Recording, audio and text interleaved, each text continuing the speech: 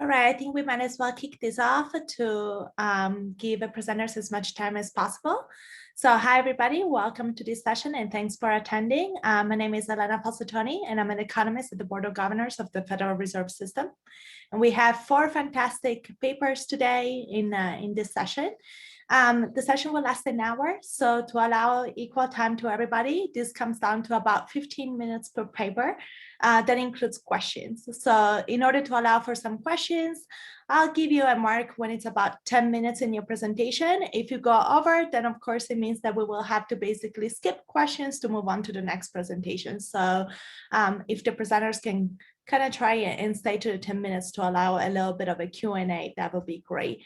But anyway, I'll basically be off video during the presentation and I'll come back when it's about 10 minutes in. And so without further ado, our first presenter is Rafael Gomez from the University of Toronto, and he's going to present Trust and Cooperation in Labor Management Relations. The floor is yours. Thank you, Elena, and thank you as well to everyone who's here, speakers and attendees. Quite nice to see some familiar faces and to see some familiar names. I'm going to share my screen, so bear with me. Something is always popping up. Okay, and I'll move into presentation mode. Okay, so this is based on a chapter I'm writing with 2 other co-authors, Bryson from UCL and Akshay Mohan, who's from our university, University of Toronto, and he's completing his PhD. The theme is trust and cooperation in labor management relations. And it's hard to find an interesting new novel insight here because the purpose of these sorts of review chapters is to summarize the literature, right? And I think doing a presentation like this at LERA, it's hard to find what's the hook. And I think by the time we finished writing the chapter, the hook came out and it was firmly entrenched in the industrial relations field. And you'll see what I mean in a moment. The novelty, I think, comes from recognizing something that has always been part of industrial relations, but other disciplines seem to discover it, and yet it was sort of embedded in industrial relations scholarship for many years. So I'm going to define trust and cooperation very quickly, and then very briefly try to summarize all the kind of literature that surrounds basically 3 dominant perspectives on trust and cooperation. The economic view, we grouped the social science view to include things from fields as diverse as sociology, psychology, even political science, and then the industrial relations view. And then I think there's this nice frame within industrial relations that talks about how we view the world of work, what assumptions we make about it. And it turns out that hinges on whether you cooperate and trust another party. Just having that frame of reference is in fact the kind of precursor to whether you engage in strategic bargaining, which assumes non-cooperative behavior, or whether you trust your counterparty. And I think it almost boils down to something as simple as that, although it took years for that view to emerge within industrial relations. But as I said, its roots were always there, embedded in the discipline. So, I mean, trust has an antecedent that goes well beyond the things that I've just cited here. It's for the purposes of these sort of chapters, you want to find the root of most of the current citations, and they come basically from, a couple of sources. Trust was well defined in sociology by James Coleman, who had a lot of influence over what we call the rational kind of methodological individualism rooted versions of sociology, which had a lot of also spillover into economics. But it's basically, if you begin to drop your formal requirements for anything regarding, regarding a guarantee in order to proceed with whatever endeavor, was the most generalized way of describing it, you can be said to engage in trust. And there's kind of an extension, which is you might have this propensity to not demand upfront certain guarantees before you engage in an endeavor, and that kind of willingness to cooperate actually can get rid of a lot of costly things that are embedded in negotiating anything, and it avoids these sort of prisoner's dilemma traps that people get into. Now, in a labor management context, you could think of this as going straight for the win-win, right? The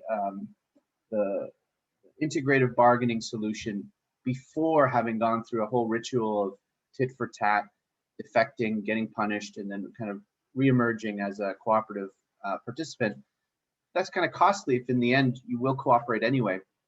So think of trust as sort of giving you that shortcut right to the eventual equilibrium that you want, which is two people cooperating and thereby maximizing their collective benefit.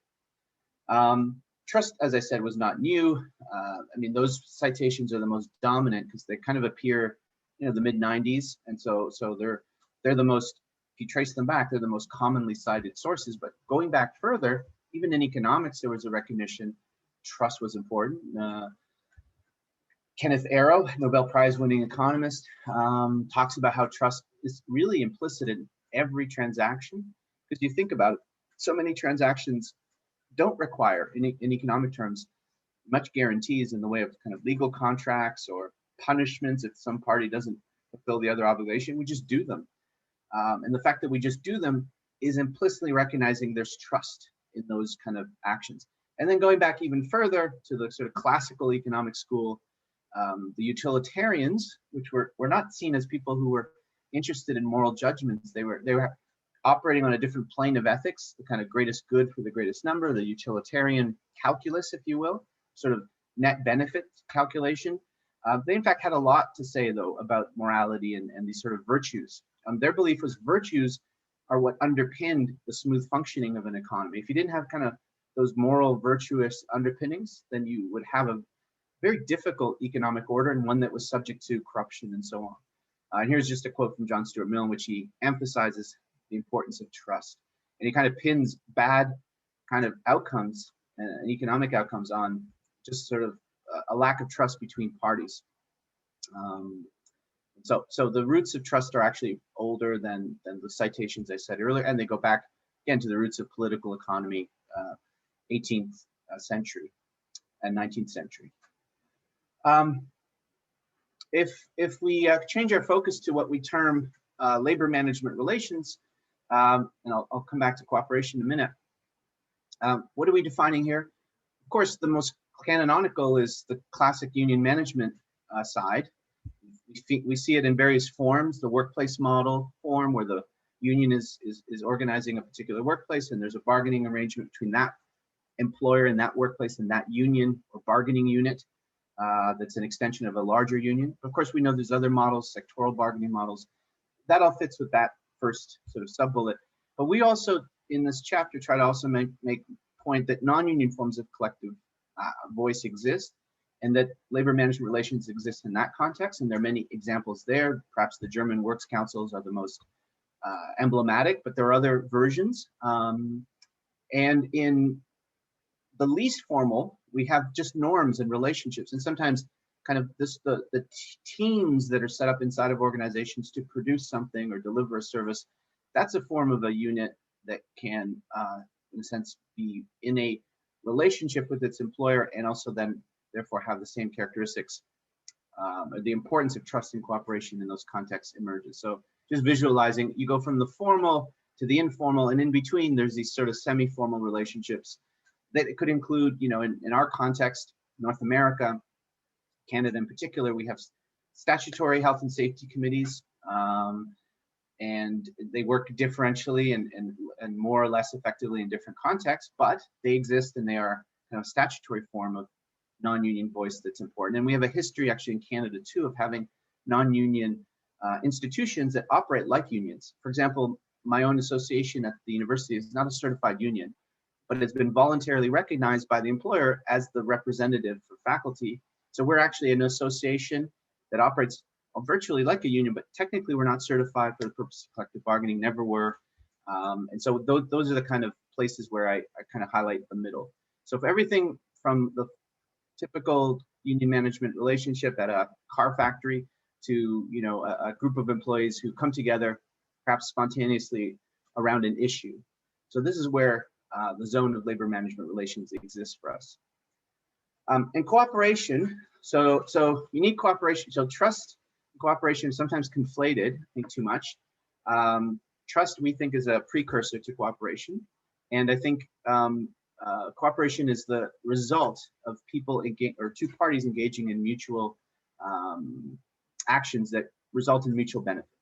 Now, I've been told we have a lot of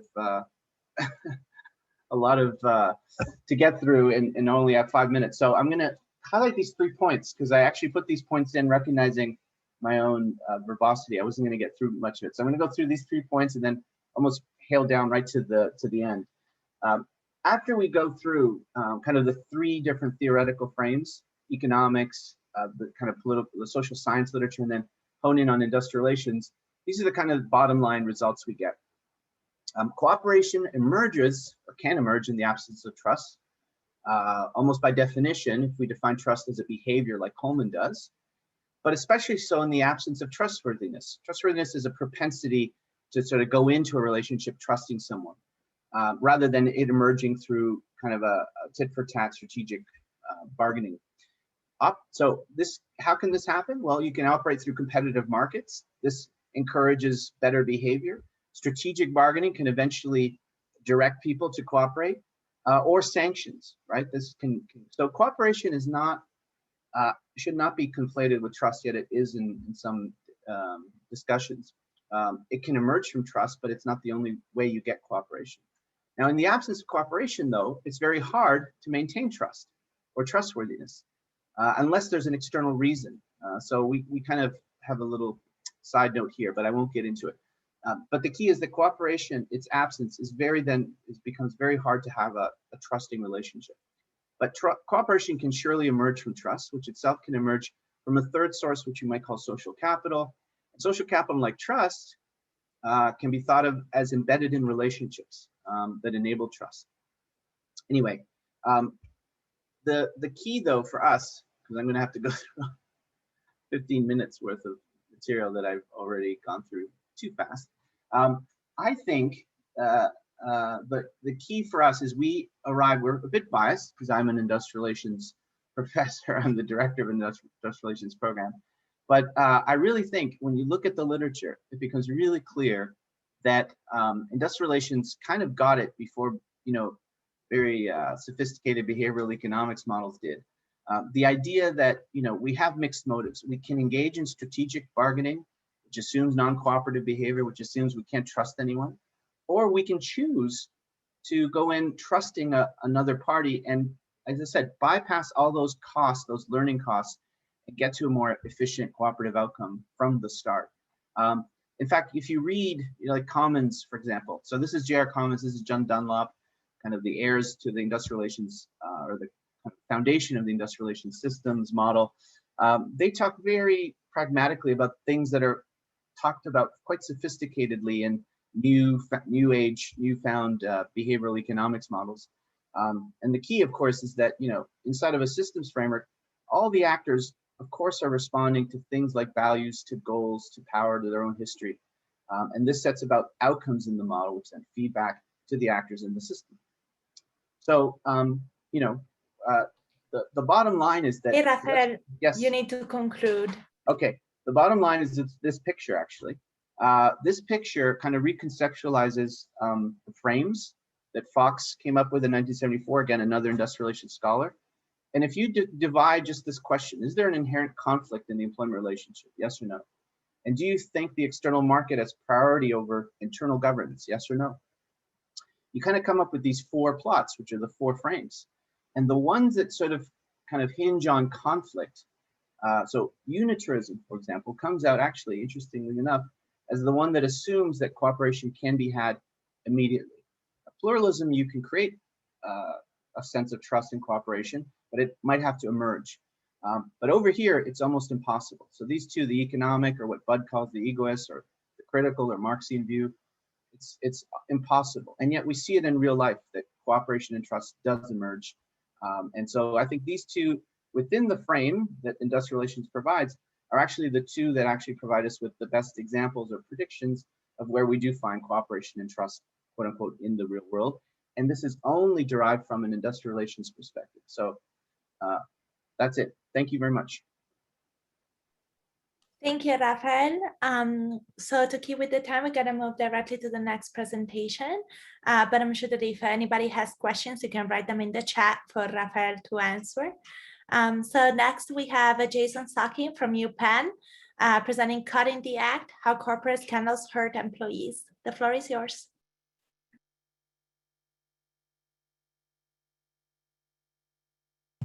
Wonderful. Can you hear me and can you see my screen? Yes and yes. Okay, perfect.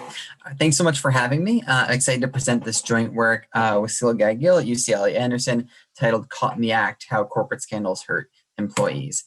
So our main research question is to sort of study how does firm reputation matter for workers currently at the firm? And so we think about corporate scandals and data breaches as engendering sort of a great deal of negative publicity. They get a lot of coverage in the media, and this brings a lot of attention to the firm in a negative sense. And this can harm especially the firm's reputation about their firm's culture. It can reveal sort of what kind of people work at the firm, what kind of managers there are there, and people might make decisions based off that. And so what we're going to study in this paper is how scandals and breaches affect a firm's interactions with prospective and current employees using data from Glassdoor on how employees rate their firms and the compensation that they receive from said firms.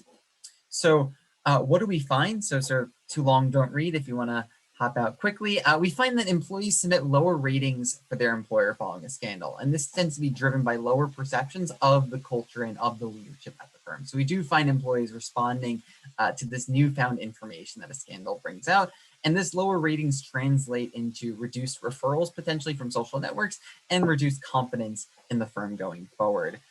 We next turn to earnings data because we also have that in the same platform. And we find that bonuses or performance-based earnings actually tend to fall in the wake of a scandal, about 6 to 7% on average, mainly driven by more junior workers in the firm. So we do see some workers at these firms actually receiving less financial compensation as well. And then we turn to firm-level outcomes using CompuStat to see are there material impacts on the firm from these scandals. And what we find is that actually average labor productivity, so sales per worker, tends to fall for scandal hit firms. So we do find some sort of financial consequences for the firm as well after these are revealed. And we find that none of these patterns are sort of observed following a data breach, and we'll get into why we think that is. So what is the contribution to the literature? Given that I have 15 minutes, I won't spend much time on it. Essentially, there's papers talking about the importance of firm reputation in the labor market, that people might use this for sorting across jobs and firms and opportunities. There's some evidence reputation matters on the gig platform through Benson et al. We're going to take that to the more traditional labor market. And what we're going to introduce is sort of causal evidence that firm reputation matters in traditional labor markets and find little evidence that there's idea of a compensating differential environment where workers are sort of worse off from this loss of satisfaction at the firm. We don't find that that's offset by improvements elsewhere within our data. So where do our scandals come from? So what we're going to do is aggregate publications' annual list of business scandals. So we don't choose these. We sort of take an ad hoc approach where we look at Fortune magazine or Inc. or New York Times might publish sort of largest scandals of the year. We go there and we choose those which have sufficient coverage in Glassdoor. And so as you can see, I think we have a scandal, a list of about 23 scandals, and they range in their type of scandals. So we can have sort of customer abuse and fraud, ranging to harassment and secret government contracts. So all things that sort of make the list sort of a wide variety of different scandals. And if we look at data breaches, we're going to take these from Privacy Rights Clearinghouse. So we're going to restrict our attention to those with only at least 1 million records stolen through the breach. So there are some breaches that could be scandals if they materialize into that. So you'll see that there was something like Equifax, which is on both due to how it was covered. But essentially, scandals are some event that reveals something about the management, and breaches are simply if 1 million plus records are stolen. It could be customer data, it could be employee data. We add it to the list if they have sufficient coverage in Glassdoor. Now, In terms of salience and exogeneity, we look at Google Trends to make sure that these events are getting newfound coverage when they are revealed. And so what we find is that there is a jump in news coverage following both the realization of a scandal and of a data breach. So, if we look both on the left for corporate scandals, on the right for data breaches, we see that for corporate scandals, we see a large increase in news and remains partially elevated for the next 3 or 4 weeks afterwards, whereas a breach we see sort of immediately falls back to its pre-breach levels sort of after the breach occurs. So we think about these as both some sort of, exogenous shock to the amount of information out there. But what we find is that if we want to differentiate between what a scandal and a breach is, we don't think these two things are the same. And we can look at that through using hazard rates of CEOs. So on the left-hand side, on the y-axis, we have the share of CEOs that exit following a scandal. And on the right-hand side, we have for breaches. On the x-axis, we have months from the event. And what we see is that, within 4 to 6 months of a scandal occurring, we see that around 2/3, 60 to 66% of CEOs exit, whereas for breaches, it's less than 10%. So we think about these as very different events in terms of what they convey. And so this is one reason why we think this is good evidence that scandals should have a different impact than data breaches are, yet data breaches offer a nice counterfactual as an exogenous shock, maybe with different ramifications to firm reputation. So what do? We take Glassdoor data, we look at firm ratings, so submitted by current and former employees. This will be on a 1 to 5 scale. They can rate them overall or for certain subcategories, and they can also rate the fringe benefits. So sort of like the perks and the benefits of working there, like health insurance, retirement accounts, and so on. That'll also be a 1 to 5 star rating we'll look at the end. And then for pay reports, this is a sample of employee-employer matches. So we actually know the worker at this firm. We know their job title, we know their location, we know how much experience they have, so we have sort of a rich set of observables. And then within the Glassdoor data, we know if these are base earnings or base wages, or if these are performance-based earnings. And then lastly, we'll turn to CompuStat to look at public firms. And so the identification here in terms of matching our data is that we have firm-specific data through Glassdoor, and then we can match the names to the scandal list and the breach list that I showed you. So if we want to estimate the effects on job satisfaction, we can look at what happens to reviews sort of around the event happening. If employees are sort of surprised by this bad behavior, we should see an effect. And if employees sort of anticipate the bad behavior, if it's known inside, then we perhaps should not, because the employees have already internalized this within the firm. So it's not a realization of new information.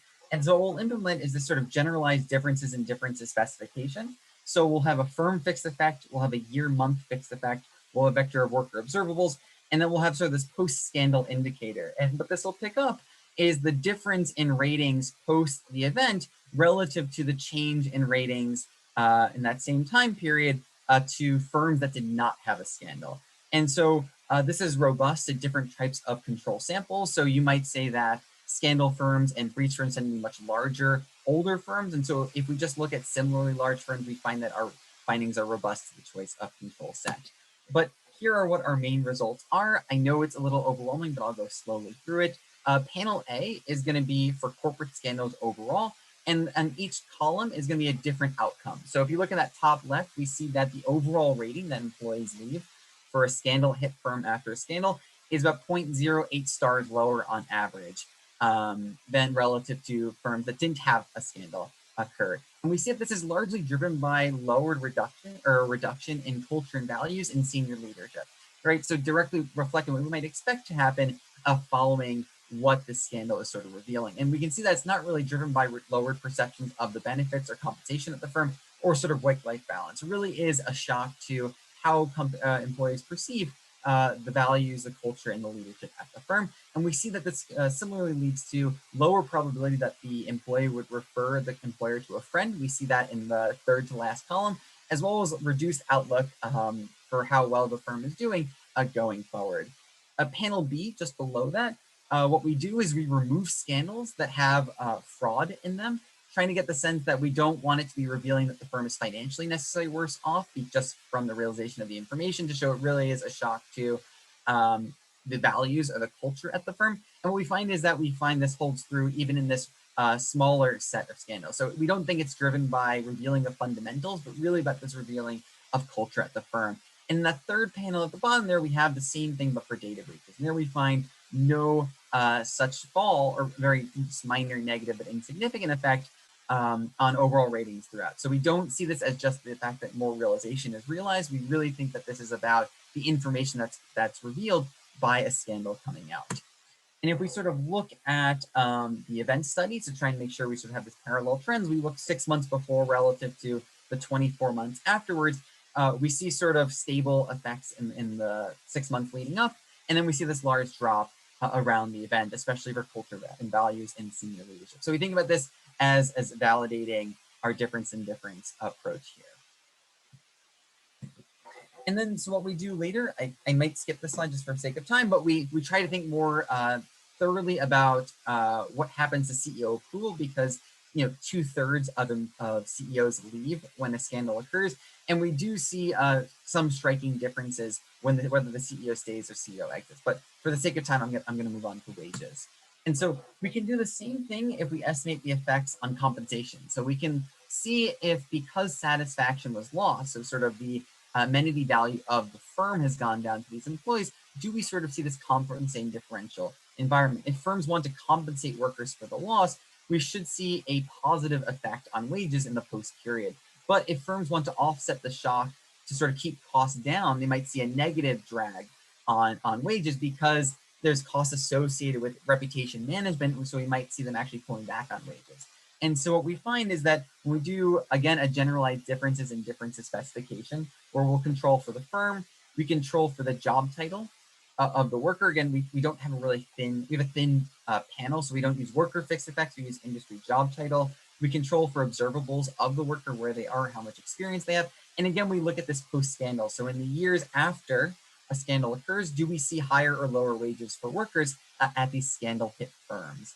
And so what we find here is that average performance pay, what we call employee bonuses, so this is like cash bonuses, stock bonuses, sales commissions, profit sharing, those kinds of non-base aspects of earnings actually fall about 7% following a scandal. And so we don't see that for base pay. So we might expect some sort of downward nominal rigidity in base earnings. We find no effect on base earnings following a scandal or a breach. But for corporate scandals, and we see this for non-fundamental, again, removing those that have fraud, we find that employee bonuses fall about 7% on average following a scandal relative to firms that didn't experience a scandal. And if we look in this third column, we run the same difference in differences on a dummy variable for whether or not the worker earns a bonus. And there we don't necessarily see workers earning less bonuses. It's really those that earn bonuses earn shallower bonuses by about 7%. So we don't really see this compensating differential coming out here in pay, compensating for that loss in amenity value. And what we do is we decompose it just for heterogeneity purposes, see which types of employees are sort of driving this decline in performance pay. And so we see negative effects for both senior and junior. If we look within performance pay, we can break it up by low experience or high experience, or more junior or more senior workers based upon their job titles. And what we find is that it's really the low experience or more junior workers that are driving that decline in employee bonuses. And so again, if we sort of do our differences event studies, sort of get this dynamic effects, we see relatively stable effects in the pre-period, and then this drop in performance pay in the post-period when the scandal occurs, and especially for when we see low experienced workers on sort of this right-hand side. Again, validating sort of this differences in differences approach. So then we can turn to fringe benefits and do, again, this differences in differences approach to see maybe is there a compensating differential through maybe not pecuniary compensation, but through non-pecuniary. So through sort of 401k benefits at the job, health insurance, things like that. And there, if we do sort of this, again, differences, we don't see any effect on sort of these ratings of fringe benefits. So we don't see this compensating differential showing up maybe in other aspects of compensation that aren't pay. So we don't see it there. And then lastly, I think I have a minute left, implications for the firm. So there we turn to CompuStat to see are firms worse off following a scandal. And so we take a look at, is there worse firm performance? So we look at average labor productivity is going to be our main sort of outcome here. And again, we do our differences in differences specification, where we take our scandal hit firms and we look to see if we control for the firm, if we control for the industry, and a vector of firm controls like log assets, do we see the firm having worse productivity in the sort of post-scandal period relative to other firms in CompuStat that didn't experience a scandal? And so what we find is that log sales per worker, average labor productivity, does fall for corporate scandals following this realization. And we find that, again, it's not driven by finding out that there's worse books through fraud. It really seems to be driven by this realization of a reputation stock. So even for these non-fundamental corporate scandals, we see log sales per worker falling, but we really don't see this mass exit in log employment in the third column here. So it's not like we see a mass exit of employees. We do see that the firm is less productive per worker. And with that, I'll conclude. Awesome. Thank you very much, Jason, for being to the second perfectly on time. So again, if anybody has questions, just write them in the chat. Thank you again, Jason, and we can move on to the next speaker. And next we have Lian Zhou from Guangdong University of Technology, presenting employee organization relationships and workplace deviance and Marxist perspective. The floor is yours.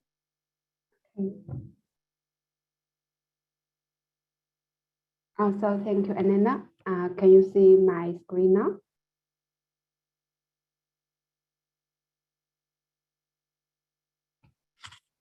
Okay. Good afternoon, everyone. I'm Lian Zhou from Guangdong University of Technology. Today, I'm very excited to share with you our new research. This is the employee organization relationships and workplace events, a Marxist perspective. This research is cooperated with Professor Chunyun and Jonathan Booth from the London School of Economics and Political Science, and Professor Mingwei from Rutgers University, and Professor Zhang from Hunan University. As we all know, with the globalization and technology development, there is a wide growth of the deteriorating employee organization relationships, such as the Line 96 work schedule and the alternative work arrangements. These EORs highlighting the potential risk of employee resistance. However, current EOR research focuses on desired outcomes for organizations based on the social exchange theory, and we know little about the negative side of various EOR approaches. Actually, the EOR approaches, according to Zhou 1995 and 1997, is defined from the employer's perspective, which describes the employer's expected contribution from the employees, as well as the employer, as well as the inducements the employers offer to employees to effect the desired contributions.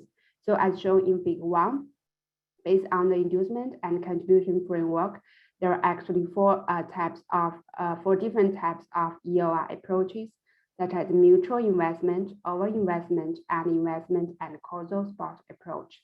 And in our research, we want to address the negative side of EOR approaches from the Marxist perspective. From Marxist perspective, different EOR approaches represent different employers' methods of control to influence the employees' efforts, or the employees' different strategies to appropriate surplus value. For instance, in the under-investment approach, the employers appropriate surplus value by offering the very low inducements while expecting high contributions. So the interests between the employers and employees are radically polarized, and the employers are in the domination. So the labor consent or the surplus value is appropriate based on the cohesion. In contrast, in the mutual and over-investment approach, the employers offered inducements equal or much more than the contributions. So there is a shared interest and mutual benefits between the employers and employees. And there is a essential reciprocity between the employers and employees. So the labor effort or the surplus value is appropriate based on the organization-induced consent. Finally, in the quarter spot approach, there is pure economic exchange between the employers and employees. And neither party expects more beyond the well-defined contributions and inducements. So the labor effort or the surplus value is appropriated based on the market-induced consent. So based on these arguments, we further argue that the different methods of the surplus value appropriation will have different effects on employee working class consciousness. For instance, in the under-investment approaches, because the because the labor effort is based on the cohesion and the interest between the employers and employees are radically polarized, and employees will perceive that their gains were exploited by the employers to a large extent. So these factors will facilitate the formation of class consciousness. Besides, underinvestment EORs will lead the employee to experience work alienation. This will also to form the class consciousness. In contrast, in the mutual and over-investment approaches, because the labor effort is based on the consent, and there is a shared interest and mutual benefits between the employers and employees. So this will helpful to reduce the class consciousness.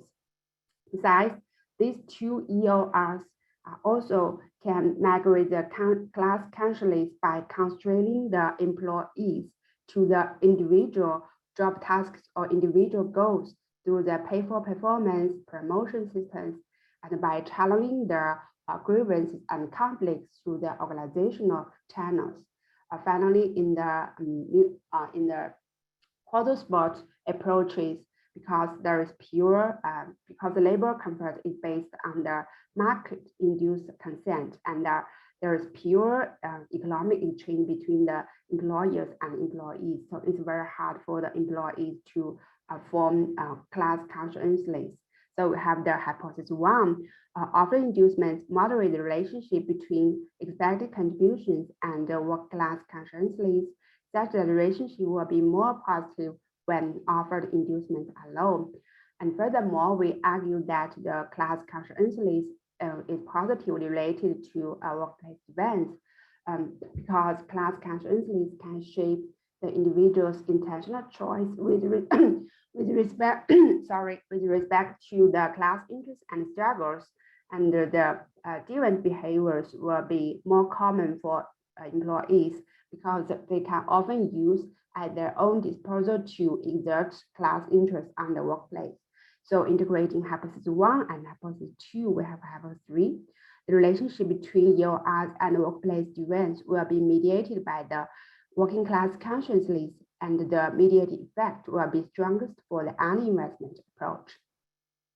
And furthermore, the Marxist perspective argues that the capitalist production can drive the proliferation of the reserve armies of labor, and which will lead to high job insecurity. So based on this, we have the hypothesis four based on three reasons. The hypothesis four is that job insecurity may moderate the relationship between class consciousness and the deviance, such that the positive relationship will be stronger for employee with high security. We have this hypothesis for three reasons. First, in response to the compilation of the exploitation from the oppositional class interests and the threatened job situation, as well as the increasing capital power, the employees are more likely to engage in workplace deviance because they want to restore equity or draw attention to their unfavorable working condition. Secondly, the collective voice was hindered under high job insecurity, so employees are more likely to engage in deviance to exert their class interests. And thirdly, employees are likely to attribute their high job insecurity to the capitalism or to the employers. So they will be more likely to respond in deviance which related to the class consciousness. So interpreting previous hypothesis and hypothesis four, we propose the hypothesis five, that the indirect relationship between EORs, especially the under-investment approach and workplace deviance, will be where the class consciousness will be stronger for employees with high job insecurity. To test our hypothesis, we collected multi-phase, multi-level, and multiple source data from 40 firms and 436 employee surveys. So we asked the managers to evaluate their EORs, and we asked the other variables were assessed by the employees from at 2 different times. We analyzed the data by the hierarchical linear modeling, and these are results. As you can see, the interaction of the contributions and inducements were negatively related with consciousness.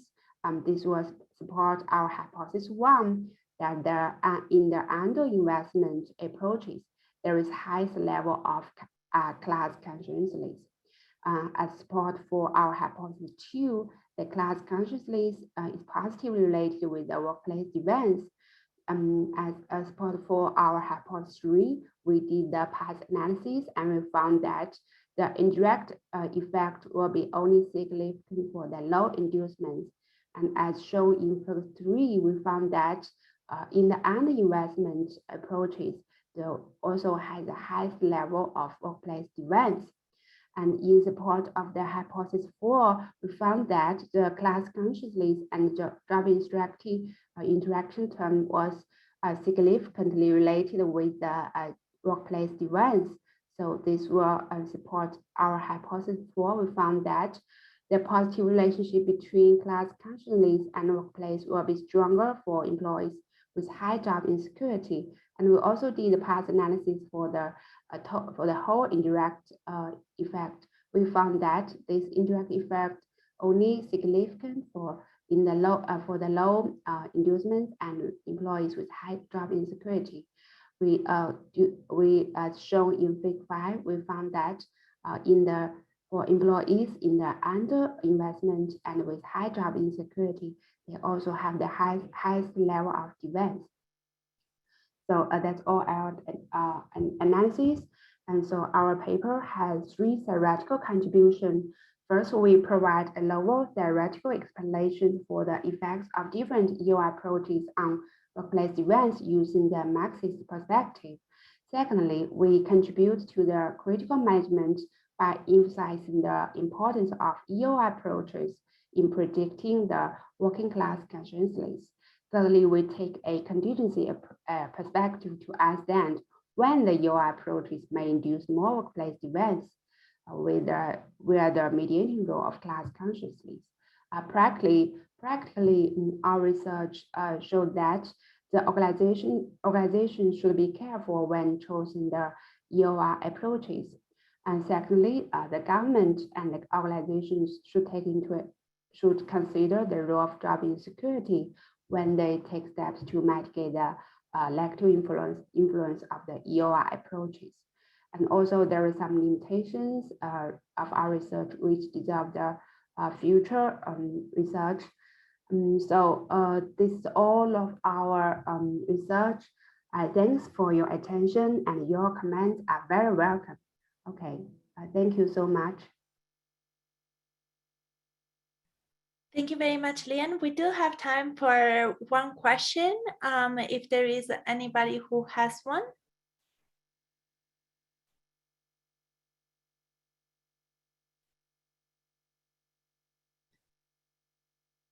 All right, seeing none, I think we can move on to the last presentation. And as always, if somebody comes up with a question, they can write it in the chat. So our last presenter is going to be Antonio Falato from the Board of Governors of the Federal Reserve System, presenting shareholder power and the decline of labor. The floor is yours. Thanks, Elena. Just 1 second, let me do the sharing.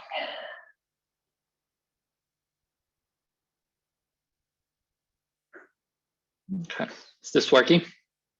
It is indeed. Okay, perfect. So thanks. This is joint work with Hyunseob at Cornell and Tilpon Wachter at UCLA. For the sake of time, I'll go pretty quickly. So let me start with a very quick motivation. So what we are after in the project is to understand the role of powerful shareholders in the governance of labor. So it's really looking at the link between measures of shareholder power and measures of work and outcomes on the labor side. Now, why do we think it's an important question? Well, our general motivation is really coming from the time series and the fact that we think are really interconnected trends going on over the last few decades in the US. So on the one end, what I'm showing here is since the 80s, an average measure of shareholder power. I'll be more concrete on these measures in a second, but here I'm showing one of the measures that we use, which says really how much of the overall ownership of U.S. public corporation comes from the largest shareholders. And as you can see, this measure was floating around 4% in the 80s, and it's gone up all the way to almost 20% recently. So there's been a clear upward trend in measures of how important, how much of the US public corporations are owned by these large powerful shareholders. On the other end, this is a labor conference, so I won't spend time on this. We know that in general, there's a general perception and general consensus that in the US, the demand for labor overall has been going down, and measures of the demand based on the share of total wages of workers to value added, which is what I'm showing here, in the aggregate have been trending down. So these are the two concurrent trends. Our general hypothesis that we'll be testing is that the two trends are related, and indeed that there is a negative relation between measures of shareholder power and worker outcomes. And so where this comes from, it's really there's solid theory that says that there should be a negative relation, and this goes back to classical agency view of the firm that really views workers and shareholders of the firm as having competing claims over the cash flow of the firm, and in that sense points to a fundamental rivalry between the shareholders in firm and so the owner of the firm and workers. And of course, there can be different channels and that are distinct but related behind the negative relation. So it could be that there's a negative relation because of bargaining or rent extraction. So the idea here is that what these powerful shareholders are, they really have more bargaining power in the firm, and it's easier for them to renege on implicit contracts with their workers, not to fire them exposed. Or there could be also a monitoring mechanism, a monitoring channel. So it could be that what powerful shareholders do, they have more control over the firm, so it's easier for them to actually fire the CEO. And if the CEO and the top managers of the firm have a private motive to keep their workers happy, by firing the CEO, and disciplining the CEO, they'll also, the powerful shareholders also will end up hurting workers. But again, so there can be different reasons, but fundamentally the high level prediction we will be testing is whether there is indeed a negative relation between measures of shareholder power and worker outcomes. By way of quick preview, the way we're going to be doing this is going to be in the cross section. So we're going to be assembling a large data set, which is going to be a matched data set of firms and their owners. The main worker level outcomes are going to be coming from high quality administrative data at the plant level from the Census Bureau. I'll say a little bit more on this in a second. And we'll be matching this plant level information on payroll and number of employees with rich micro information on the structure of the ownership of the firm. Once we have the data, we'll be doing two main tests. We're going to be doing a within firm or within plant type tests. So we're going to be looking at whether within plant, we're going to see that there's a relation between measures of shareholder power and worker outcomes. And then we're going to be looking at a different depth test. So more on this in a second. Okay, so data, just a few words on the background. As I said, so the worker outcomes are going to be coming from the high quality LBD, which for each plant in each year is going to give us, so this is a comprehensive sample. It's a closed universe of plants in the US. For each plant in each year, we're going to be taking, we're going to be getting from the data information on establishment level employment, number of employees, and payroll, total payroll. And for subset of the universe, we'll have information about revenues. As you can see, that this is the data is comprehensive. That the average establishment in our data is roughly 60 or so employees, but the sort of the establishment size distribution as the firm size distribution in the US, of course, is going to be very skewed. And so we're going to be having quite a good mass of very large firms and plants in our data, and this is going to be, of course, publicly traded in the universe of closed universe of publicly traded firms, establishment of firms. Okay, on the ownership side, we're going to be taking, again, we're going to be matching this establishment level information with the filing information from the 13F SEC filings of each firm that, again, for in each year is going to be giving us the full snapshot of who owns which institutions hold shares in any given firm in that year.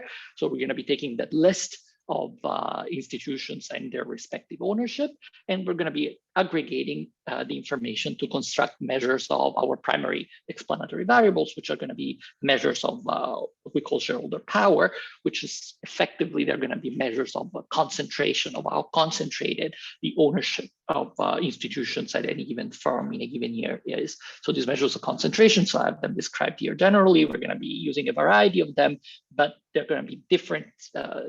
The difference is going to be in the specific implementation of what we define, what we flag as a kind of large owner. So we're going to be taking either the very largest, the top one, the largest five, the top five, or what's in the literature called a block owner. So that is to say, each owner that has more than 5% individually of the shares of the firm. And then we're going to be taking the sum across their overall ownership. And then we're going to be taking the ratio of that sum to the total equity shares outstanding in a given firm. So our measures of shareholder powers are going to be fractions of how many of the total equity outstanding of the firm is owned by these largest shareholders. And of course, being measures of concentration, our final measure is going to be an actual measure of concentration based on the Nerfindel index type, the sum of the square of the shares. Okay, again, very quickly here, contrary to what sort of it could be your prior, the typical US corporation these days is very far from being widely held in a sense of very diffused.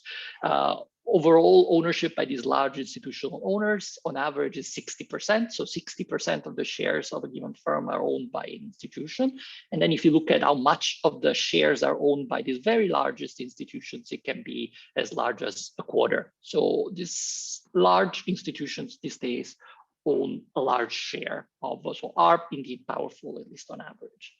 So what our tests are going to be looking at is in the cross section whether there is a relation between these measures of shareholder power and the labor outcomes. So we're going to be starting with a fixed effect specification where we're going to be looking at employment and payroll. So the Y, the dependent variable, is going to be either total employment or total payroll at a given establishment of a given firm. And we're going to be linking it cross-sectionally to the measure of power, meaning concentration of ownership in that firm in the prior year. And the key on this test is going to be saturating. So we're going to be trying to deal with omitted, obviously, and important omitted variable concerns by saturating the specification with fixed effects. So we're going to be including a full set of establishment fixed effects and industry year fixed effects to control for establishment specific characteristics and effectively industry shocks.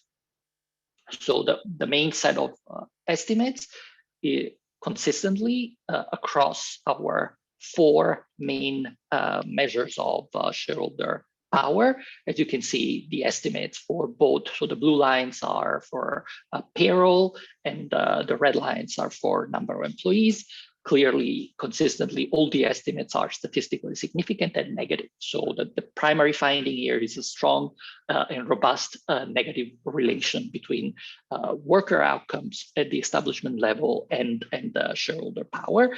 Not only the relation is statistically significant, it's also economically significant. So there's a range of estimates here, but generally for one standard deviation change in our measures of power, we see on average about 2 percentage point drop in payroll or number of employees. So it's a clear loss to workers when shareholders are at firms where shareholders are powerful. So that's going to be our first set of results. Our second set of results is in some sense going to be dealing with identification issues a bit more carefully. So the advantage of what I've shown you so far is that this is external validity. So these are estimates for the entire closed universe of the establishments of publicly traded firms in the US. But of course, there's internal validity concerns. So the primary internal validity concern with the fixed effect estimates is selection. So clearly, the assignment of one may be concerned that the assignment of powerful shareholders to firms is not random, because shareholders do pick which firms to invest, to put their money in. So to deal with that non-random potential concern that's coming from non-random assignment, what we do in the second set of tests is to use a difference in difference type design. So what the difference in different design does is to compare the effect, the before and after effect on the worker side outcomes around a large change in shareholder power, a large increase in shareholder power. So you can think of this as, in some sense, a large shock to powerful shareholder ownership. And the key difference relative to the first set of estimates I've shown you is that it's going to be, in this design, we're going to be comparing that effect to a control group that is sometimes a design geared toward replicating the random assignment. So we're going to be looking at a control group of firms that are plausibly subject to the same type of selection issues as the treated firms. And the way we're going to be picking the control group is going to be based on firms that also experience a large change in institutional ownership, but that large change is not leading to a change in power. So it's in some sense a large change in diffused institutional ownership. So the definitive estimates are going to be, again, a before and after comparison around large shocks for treated firms, which are the firms where shareholder power goes up, versus control firms, which are firms where it does not.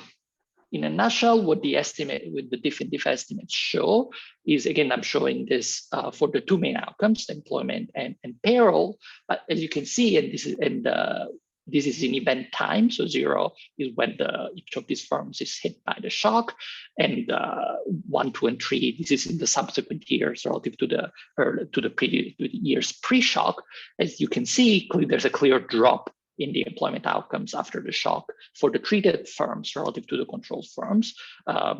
More clearly, for overall payroll, within a year, overall payroll drops by roughly 2 percentage points, which is, again, similar estimate in magnitude to the fixed effect one. And also reassuringly for the design, there are no clear pre-trends pre-event, which again corroborates the validity of the design. So again, corroborating the first set of estimates, even the definitive estimates confirm the negative relation between employment outcomes, employment welfare, you can think of, and shareholder power. For the sake of time, I can take questions. Of course, I'll refer to the paper for more details. Then the second part of the paper, what we do is to try to dig a little bit deeper on mechanisms. So why do we see a negative relation, and try to tease out the different stories and channels that I have described, and primarily the bargaining versus bargaining or rent extraction versus monitoring. And sort of, as I said, by way of very rough summary, we think that the evidence cuts, at least the evidence we've seen so far, cuts in favor of bargaining and rent extraction. So we don't see clear indications of improvements in efficiency, of labor efficiency, which we think should be the primary implications of improvement in monitoring or efficiency. But we do see a lot of evidence of redistribution, which is, again, consistent with rent extraction by powerful shareholders.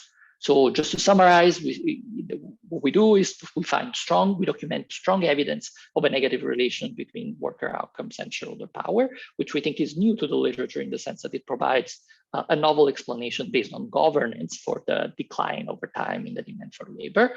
And it has also important policy implications about reforming shareholder capitalism, because it suggests that reforms of shareholder capitalism that go in the direction of more diffused ownership would also help workers. And of course, the next step is to dig deeper into the labor side and to look at worker level outcomes, inequality, and the labor share.